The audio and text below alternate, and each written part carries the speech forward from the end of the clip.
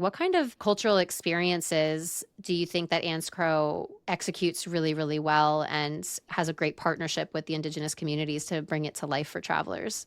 In terms of cultural experiences, I can speak to the destinations and then the destinations that do cultural experiences really well. And then there's a number of products within that destination that do it well. And both Uluru and Kings Canyon in the Red Centre do cultural experiences really well. Those destinations are tightly managed, particularly at Uluru. I believe that all of the accommodation, so the three or four resorts there, are all managed by Indigenous community group or a co op. But in terms of experiences there, the Wintry Wuru nighttime experience that I mentioned is like best in show. I mean, the whole from, you get picked up on a luxury coach. It's the only way you can access it, I believe. I'm not sure if there's a private touring option because accessing the site is only limited to, I think, two tour companies. But anyway, so you go and it's a sunset experience and you have beautiful canapes, which are made from local ingredients and cocktails made from local ingredients, which is nice. And then, as I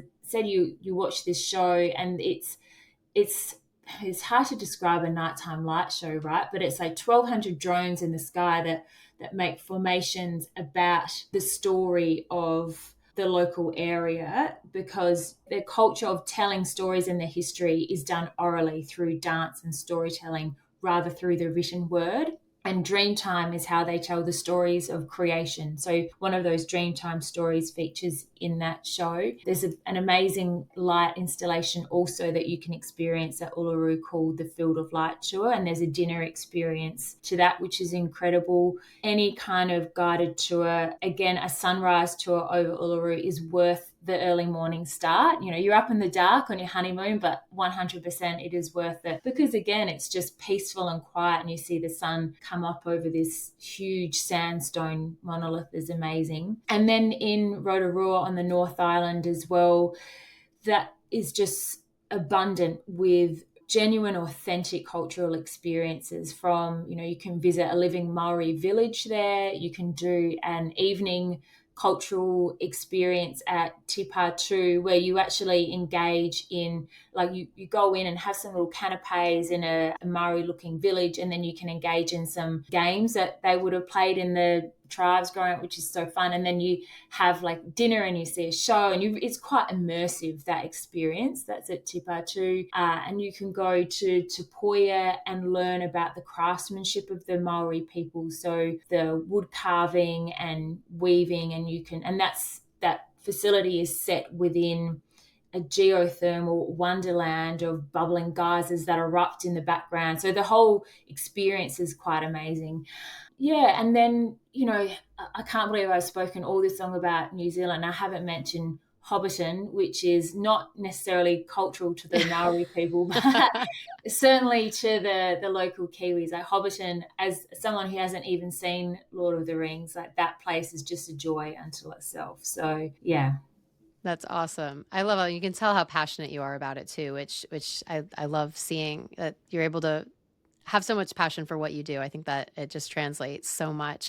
We talked a lot about culture and we did talk a lot of those like natural landscapes and stuff that people can have really deep encounters with and be deeply changed by just seeing a sunrise over Uluru or looking at Mount Cook in New Zealand or going to the Great Barrier Reef. Like it's a lot of those experiences of, like you said, you feel how small you are and how connected you are to a bigger, a bigger community, a bigger part of us being all interconnected.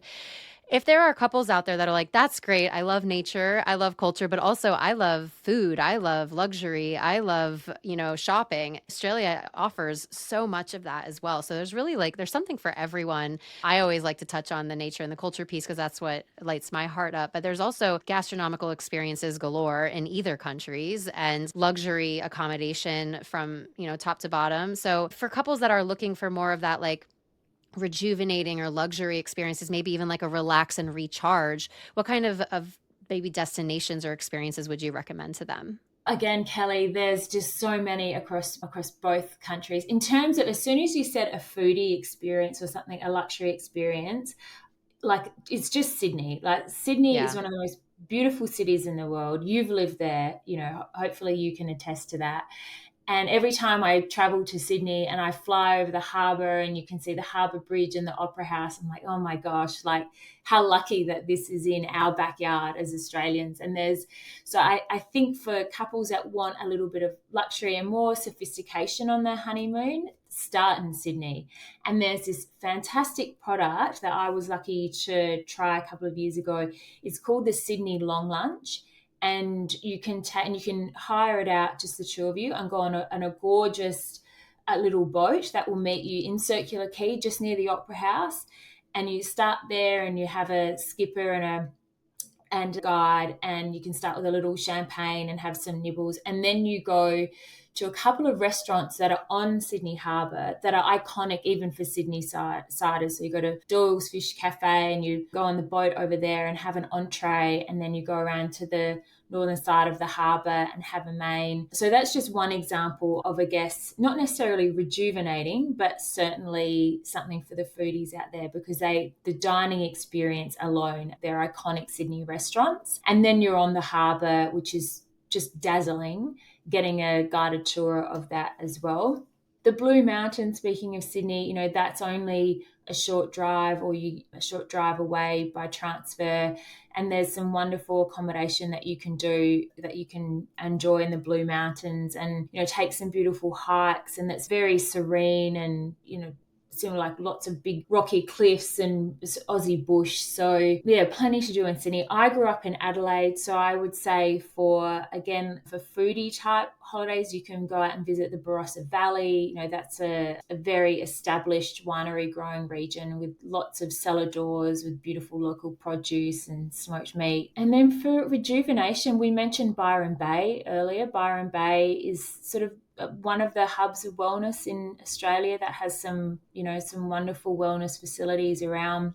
I keep going on about Rotorua, and it's had way too much airtime this podcast. I haven't even touched on Queenstown, which I will get to. But there's some fantastic spas in Rotorua as well. The Wairiki Day Spa opened a couple of years ago. It's the largest spa in the southern hemisphere, just set Oh, on the lake. wow. It's just Cool. it's huge, but it's huge in not in a way that there's like hundreds of people there at all. It feels very intimate, but the way that you sort of rotate, if you do the restorative journey there, you sort of rotate throughout a hot zone. There's 3 different saunas, and then you do a plunge pool, and then you go into a mineral pools, and then you rotate throughout the different spa experiences. Yeah, so I mean, I could keep going, but you get it. I actually have clients going to Wairiki in next week. They're going there Oh, and they're doing fabulous. the restorative experience. So you just made my heart Great. sing, because they just opened, so I haven't been, Fabulous. but I've heard great things. So you made me feel good about that choice, sending Yeah, them there. great choice. It's excellent. Amazing.